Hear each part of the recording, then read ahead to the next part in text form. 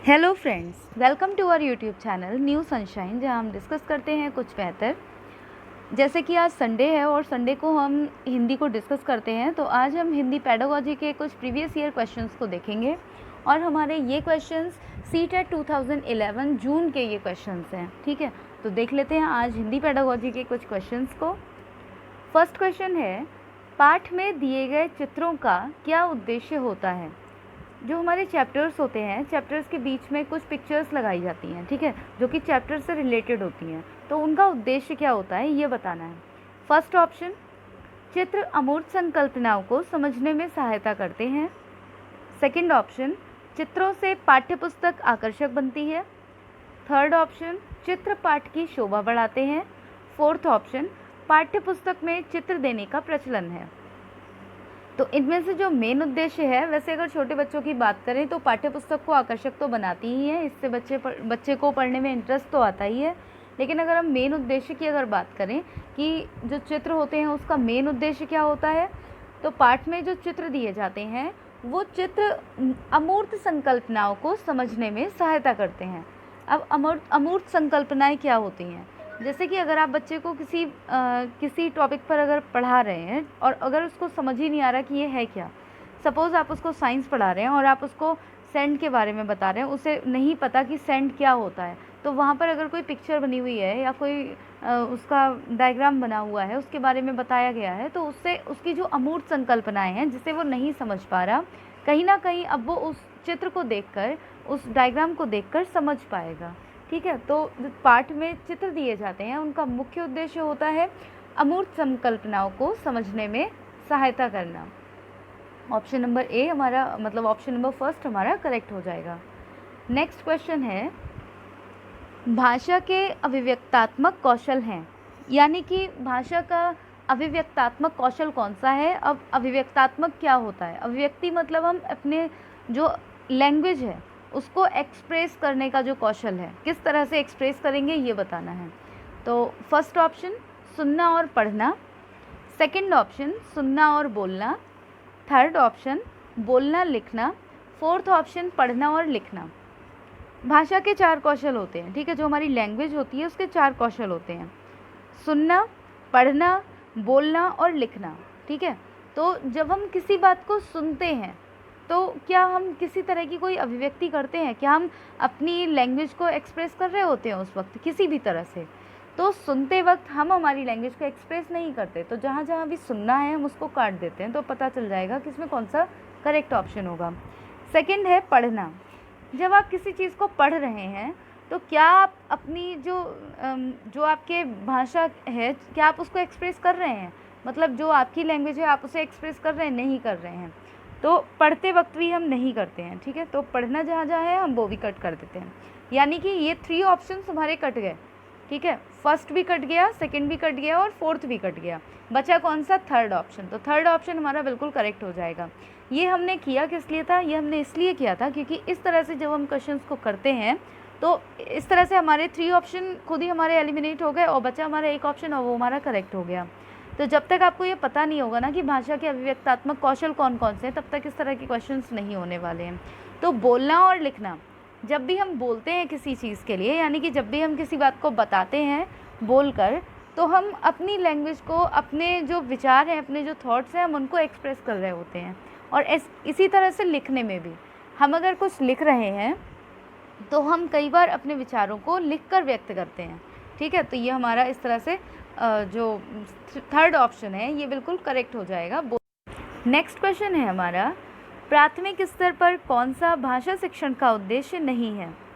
इस क्वेश्चन को करते समय हमें 2 बातों का ध्यान रखना है।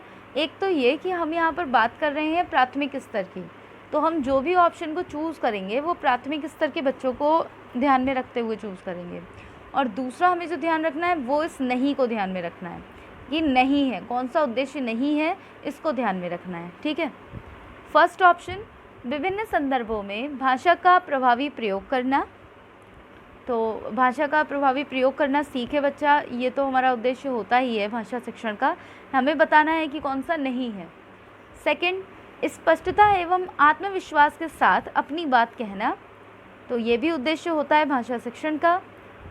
थर्ड ऑप्शन वर्णमाला को क्रम से कंठस्थ करना। नेक्स्ट ऑप्शन ध्वनि संकेत चिन्हों का संबंध बनाना। तो फ्रेंड्स, अगर हम यहाँ पर देखें तो कौन सा हमारा उद्देश्य नहीं होता है, तो वर्णमाला के क्रम को कंठस्थ करना ये हमारा भाषा शिक्षण का उद्देश्य नहीं होता है। हम यहाँ पर बात कर रहे हैं बच्चे को बोलना आ जाए, ठीक है, और वर्णमाला के क्रम को कंठस्थ करना मतलब कि आप उसे छोटा बड़ा आप उसे बता रहे हैं, ठीक है।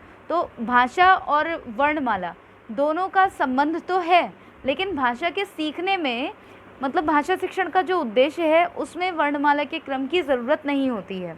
अब आप अगर इस बात को नहीं समझ पा रहे हैं तो इस तरह से समझिए कि हम अभी इतने बड़े हो गए हैं, अगर आपसे पूछा जाए कि क्या आपको वर्णमाला आती है, तो बहुत से ऐसे स्टूडेंट्स ऐसे लोग होते हैं जिसको वर्णमाला नहीं आती, लेकिन क्या वो हिंदी नहीं बोल पाते या क्या वो इंग्लिश नहीं बोल पाते, वो बोलना जानते हैं। इवन वो भी बोलना जानते हैं जिन्हें जो बिल्कुल भी पढ़े लिखे नहीं हैं। तो भाषा शिक्षण का उद्देश्य क्या होता है? अपनी बात को कह पाना, अपनी बातों का जो संदर्भ है, जो उसका मेन सार है, उसको दूसरे को समझा पाना, और जिस तरह से आप कहना चाहते हैं अपनी बात को उसी तरह से सामने वाले के सामने रख पाना। ये हमारे उद्देश्य होते हैं भाषा शिक्षण के, ना कि ये कि वर्णमाला के क्रम को कंठस्थ कीजिए, ठीक है। तो ये था इसका ऑप्शन नंबर थर्ड, इसका करेक्ट हो जाएगा इस क्वेश्चन के लिए। नेक्स्ट क्वेश्चन देखते हैं। उपचारात्मक शिक्षण की सफलता निर्भर करती है, जो हमारा रेमेडियल टीचिंग होती है इसकी सफलता किस बात पर निर्भर करती है ये बताना है। फर्स्ट ऑप्शन उपचारात्मक शिक्षण की सामग्री पर, यानी कि रेमेडियल टीचिंग की जो मटेरियल है उस पर। भाषिक नियमों के ज्ञान पर। थर्ड ऑप्शन समय व अवधि पर। फोर्थ ऑप्शन समस्याओं के कारणों की सही पहचान करना। तो एक बात बताइए, उपचार की आवश्यकता कब होती है, यानी कि रेमेडियल की ज़रूरत कब होती है? हमें रेमेडियल की ज़रूरत तब होती है जब कोई समस्या होती है ना। तो समस्या के कारणों की सही पहचान करना, सही पहचान करने पर ही जो हमारा उपचारात्मक शिक्षण होता है वो सफल हो जाता है। जब आप समस्या होगी आपको और आप उसका कारण का पता लगा लेंगे कि हमें ये समस्या इस वजह से हो रही है, तो वही हमारा जो उपचारात्मक शिक्षण है उसकी सफलता उसी पर निर्भर करेगी, ठीक है। इसलिए हमारा ऑप्शन नंबर जो फोर्थ है वो करेक्ट हो जाएगा। 95th है, भाषा कौशलों के संदर्भ में कौन सा कथन उचित है, यानी कि जो हमारी भाषा कौशल है उसके संबंध में कौन सा कथन उचित है ये बताना है।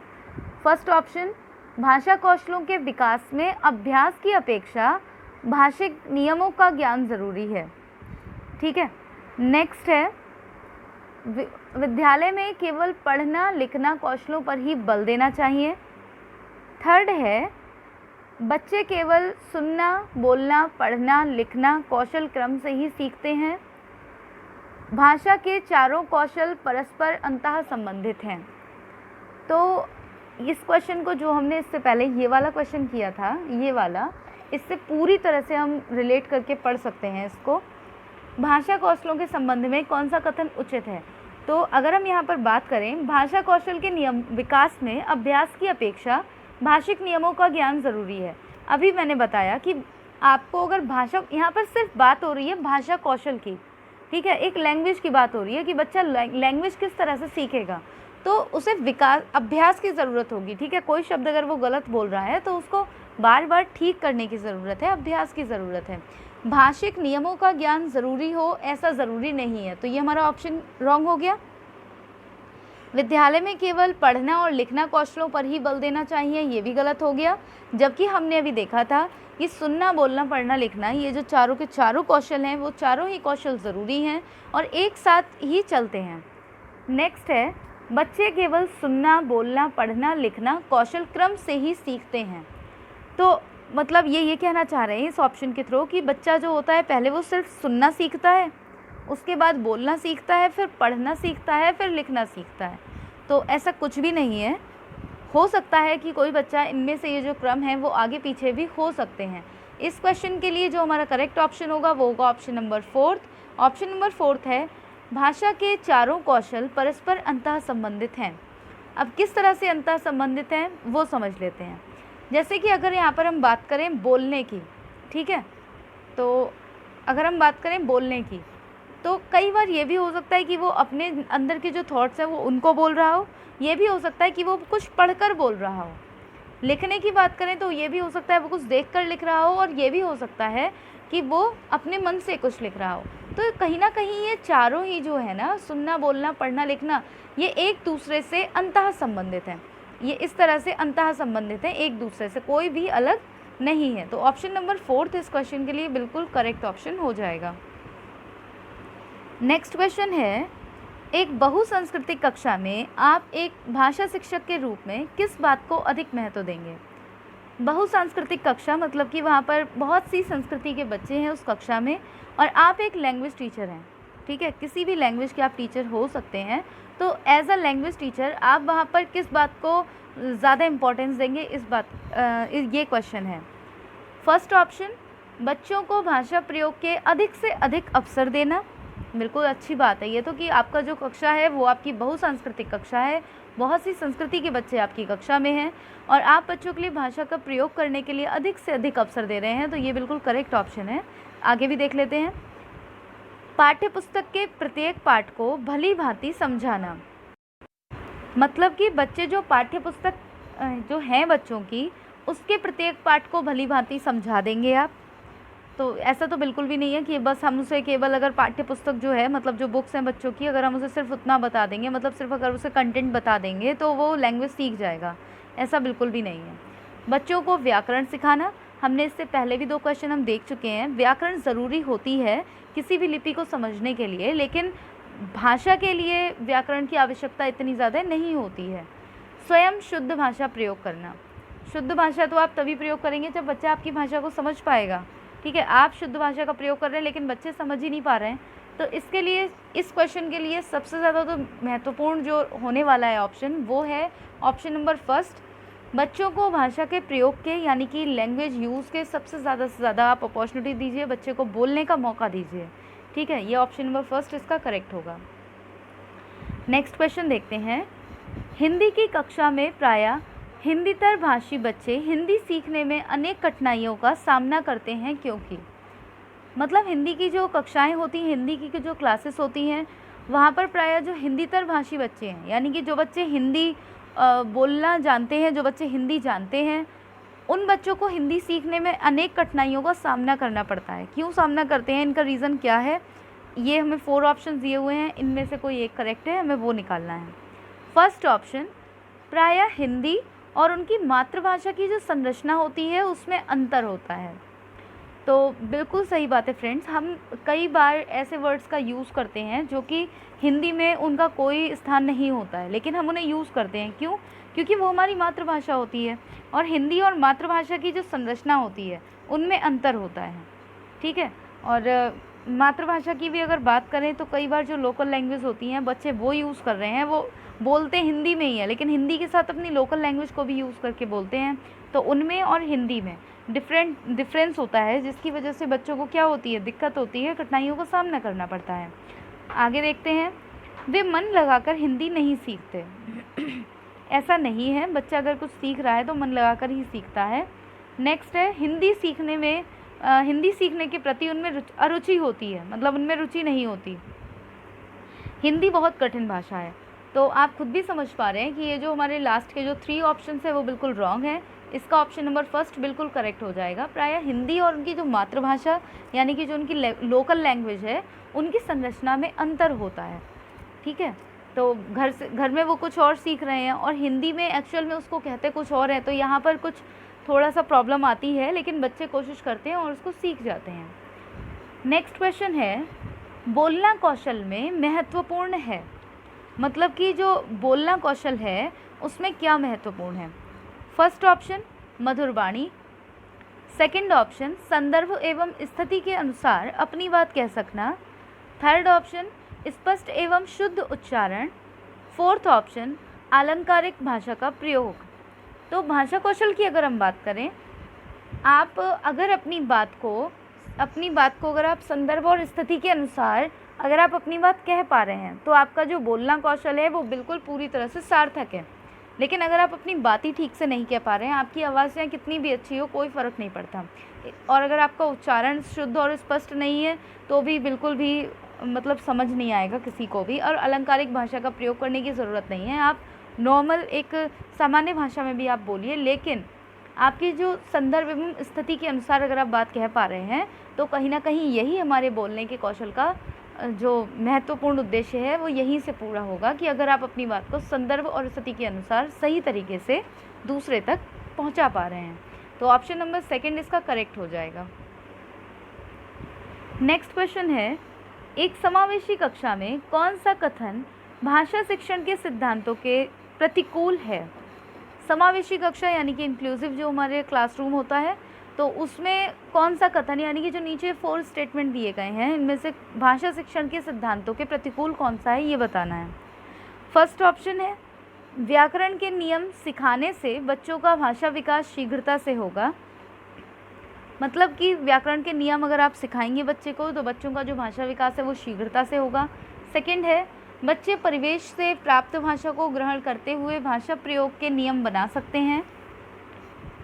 थर्ड है, भाषा परिवेश में रहकर अर्जित की जाती है। फोर्थ है, प्रिंट समृद्ध माहौल भाषा सीखने में सहायक होता है।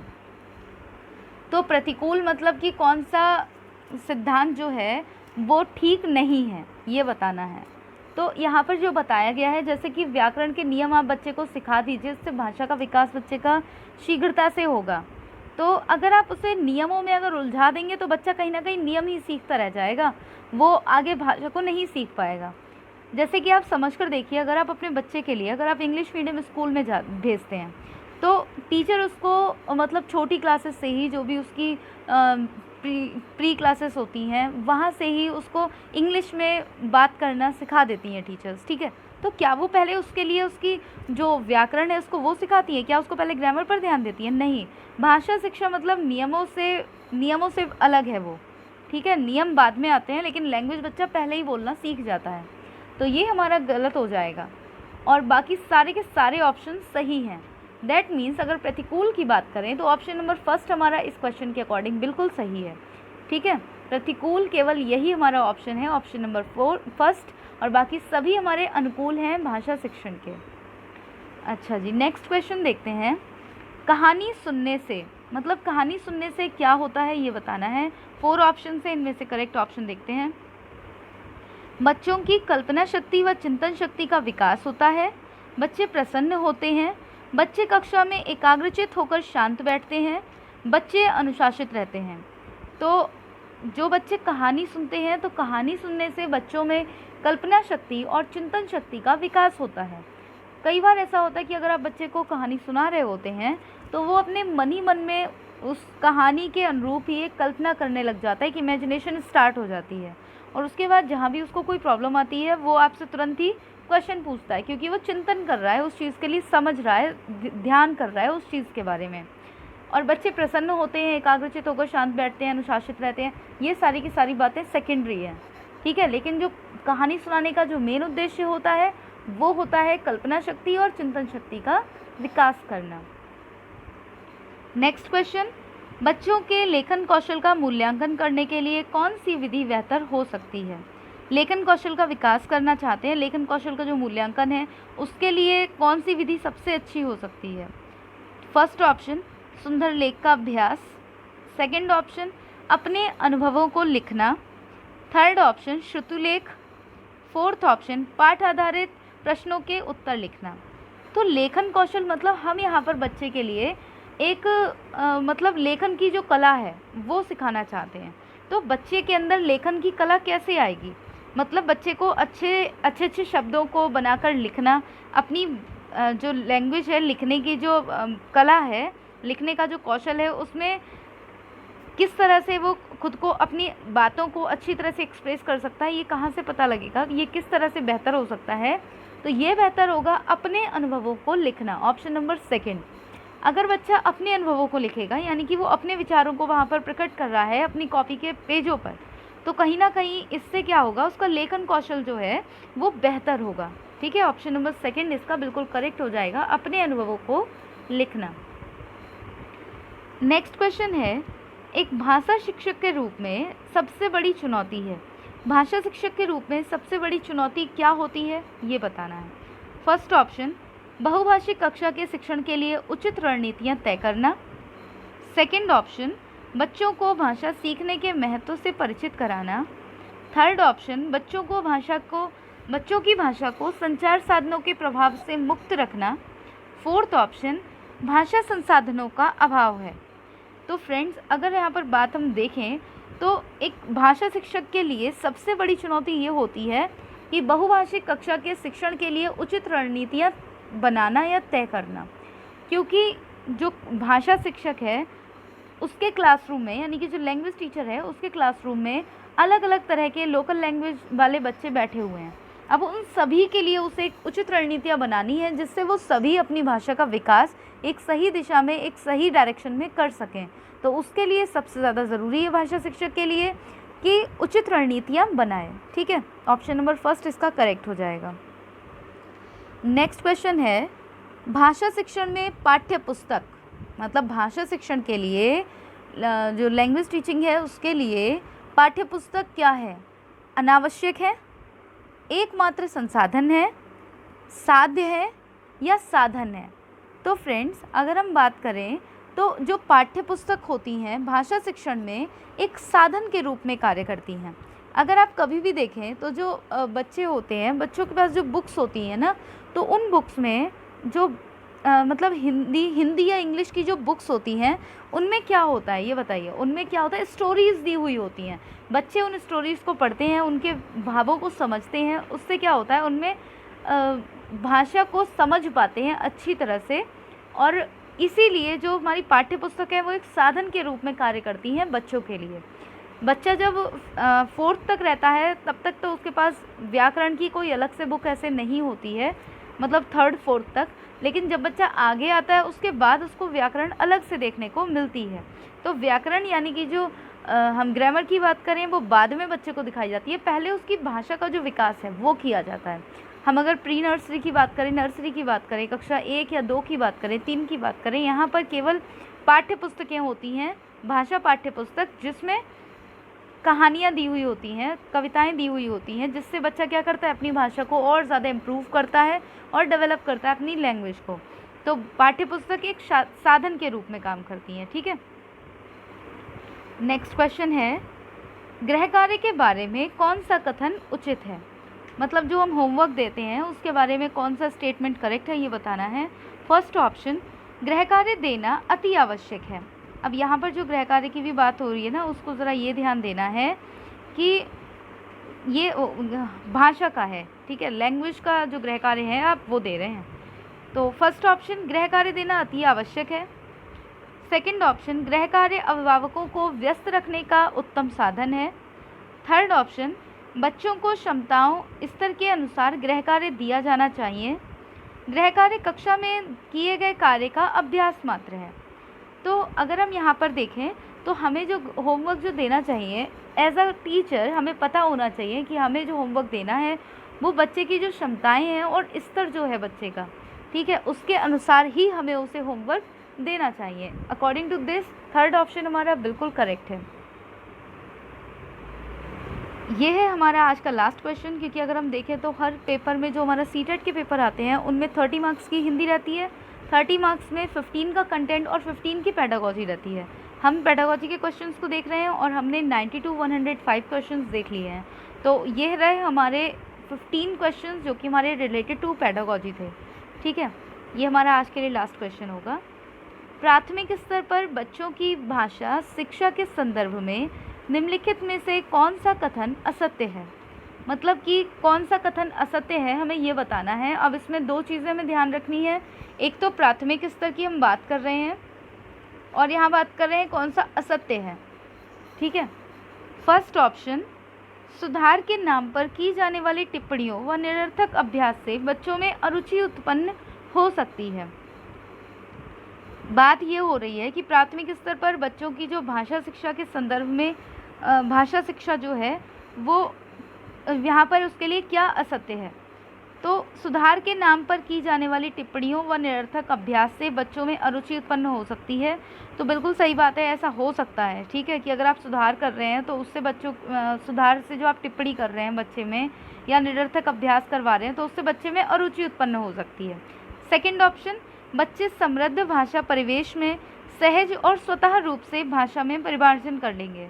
तो बिल्कुल सही बात है, बच्चा एक जो उसका परिवेश होता है, जो उसका एनवायरनमेंट होता है, उससे बच्चा खुद ही स्वतः ही सीख लेता है भाषा के लिए। थर्ड ऑप्शन है, बच्चे भाषा की जटिल और समृद्ध संरचनाओं के साथ विद्यालय आते हैं। बिल्कुल, बच्चे जब विद्यालय आते हैं तो वो जटिल और समृद्ध संरचनाओं के साथ ही आते हैं। ठीक है, नेक्स्ट है, बच्चे भाषा संकल्पनाओं और विद्यालय में प्रचलित भाषा परिवेश में विरोधाभासी भाषा सीखने में सहायक होता है। यानी कि बच्चे के अंदर जो लैंग्वेज को लेकर जो कॉन्सेप्ट हैं वो, और विद्यालय में जो प्रचलित यानी विद्यालय में जो इन्वायरमेंट है लैंग्वेज को लेकर वो, इन दोनों में विरोधाभास यानी कि इन दोनों में जो कंट्रास्ट चलता है, तो उससे बच्चे जो भाषा है लैंग्वेज है वो सीख पाते हैं, वही उसको सीखने में सहायक होता है। तो ऐसा बिल्कुल भी नहीं है। भाषा एक कौशल है और कौशल में प्रवीणता के लिए अभ्यास की आवश्यकता होती है। ठीक है, जैसे कि यदि बच्चे जो हैं वो छोटी आयु से ही उसे किसी कौशल का अभ्यास कराया जाता है तो वह उस कौशल को शीघ्रता ही सीख लेता है, बहुत जल्दी ही सीख लेता है। बच्चों की भाषा संकल्पनाओं मतलब बच्चों का जो कॉन्सेप्ट बच्चों ने बना रखा है लैंग्वेज को लेकर, और जो स्कूल में लैंग्वेज को लेकर जो माहौल है उसमें अंतर होता है। उसका अपना एक शब्द भंडार होता है जो कि वो अपने घर से, अपने समाज से सीखता है। ठीक है, और उसके लिए उनमें कुछ शब्दों को सही करना होता है जो उसे भाषा सीखने में सहायता प्रदान करता है। ठीक है, तो ये हमारा ऑप्शन नंबर जो फोर्थ है वो करेक्ट हो जाएगा, क्योंकि यहाँ पर एक तो असत्य की बात की गई है। तो अगर असत्य की बात करें तो यहाँ पर जो लिखा हुआ है कि बच्चों की भाषा संकल्पना और विद्यालय में प्रचलित भाषा में विरोधाभास, तो विरोधाभास नहीं होता। ये दोनों एक दूसरे को मतलब जो दोनों लैंग्वेज तो दोनों खैर नहीं है, लेकिन जो बच्चे की संकल्पनाएं हैं भाषा को लेकर वो, और विद्यालय का जो भाषा को लेकर परिवेश है, ये दोनों ही बच्चों के सीखने में आवश्यक होती हैं, लैंग्वेज सीखने में। ये था हमारा आज का लास्ट क्वेश्चन। तो फ्रेंड्स, अगर वीडियो अच्छी लगी है तो वीडियो को लाइक एंड शेयर करना बिल्कुल भी ना भूलें, और अगर चैनल पर नए हैं तो चैनल को सब्सक्राइब करके बेल आइकन को प्रेस कर लीजिए ताकि आने वाली वीडियोस की नोटिफिकेशन आपको मिल सके। इस वीडियो में सिर्फ इतना ही, और आगे अपनी वीडियो को कंटिन्यू रखते हैं और कल हम फिर से डिस्कस करते हैं अपने कुछ नए टॉपिक के साथ अपनी वीडियोज़ को। तब तक के लिए thank you for watching my video, और अपनी प्रैक्टिस अच्छे से करते रहिए, क्योंकि सीटेट का पेपर कब होने वाला है किसी को कुछ नहीं पता है, बट हाँ बहुत जल्दी ही हो जाएगा, या तो नवंबर लास्ट में या फिर दिसंबर स्टार्टिंग में सीटेट का पेपर देखने को मिल सकता है। तो फ्रेंड्स, आज की इस वीडियो में सिर्फ इतना ही। Thank you for watching my video.